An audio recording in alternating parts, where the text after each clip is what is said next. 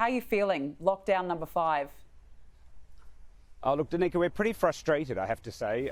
Lockdown 4 for us only finished this weekend. So when lockdown happens for a couple of weeks for most businesses, that's when their restrictions end. However, in the events industry, our bookings get cancelled for weeks in advance. So for us, lockdown was just finishing this weekend. We had a major event series all the way through, and now all of that is cancelled. So in fact, we're still in a combination of lockdown 4 with lockdown 5 put on top.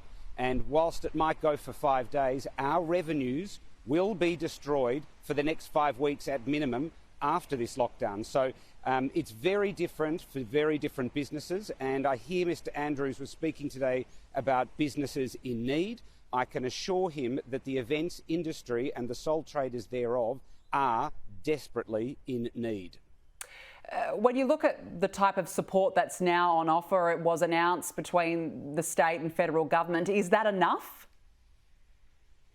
Well, I haven't seen the actual numbers, but if it's anything like the previous, around the $2,000 to $3,000 per licensed venue mark, not all licensed venues are the same. So for a small operator, that $2,000 to $3,000 might help them contribute to their rental. Our losses for this weekend will be around $250,000. So that $2,000 will not actually go very far whatsoever. So we are funding these things out of our own business cash flow and working capital, and it is unsustainable. It will get to a point where Melbourne, Victoria will not be able to produce the major events that bring this city alive and keep its culture if the government keeps ignoring this industry that does so much for employment and this industry that does so much for the basic culture and excitement that is Melbourne.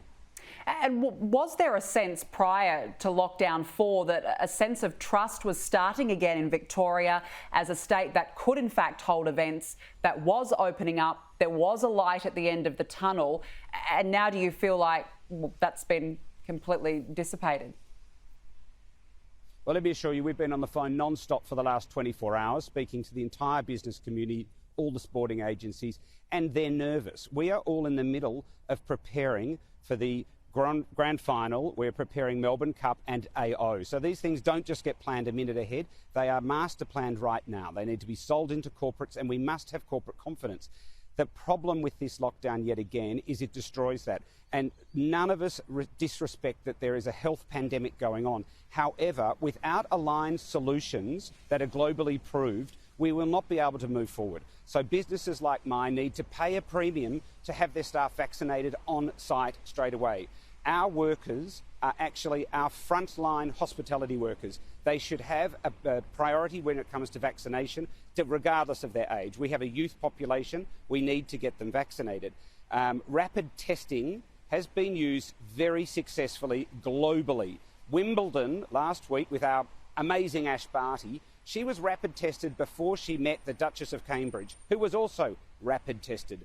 These are simple global innovations that we have sitting in warehouses in Australia without anyone supporting them. So the MCG breakout that we had recently may not have been so bad if everyone had had a rapid test before they went in.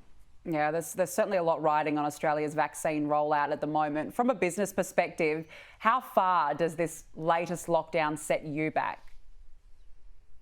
Oh, look, at this stage we don't know. We're hoping that maybe Tuesday it comes out. But the piece that seems to get forgotten in our industry is Tuesday might have a 1 to 4 regulation. So then all the events that were planned at one scale are gone. It might have an ongoing effect with restrictions. So retail opens the next day. The construction guys are all still working today. But our industry, it doesn't. The other piece that's forgotten is the intangibility of our product. The food, the flowers, the labour to put in AV, staging, lighting, the talent, all that stuff has been pre-produced. And now physically it's either getting thrown in the bin, taking where it can to charities, but it's been expensed by the businesses and it cannot be afforded. So if government is looking to where is in need, where is the need for these businesses where we are using our working capital, our future funds to survive, and where is the business interruption from the insurance community who have done nothing, and where is government-backed insurance as we have in European nations protecting the events industry? The government must come to the party if they are going to maintain these lockdowns for business.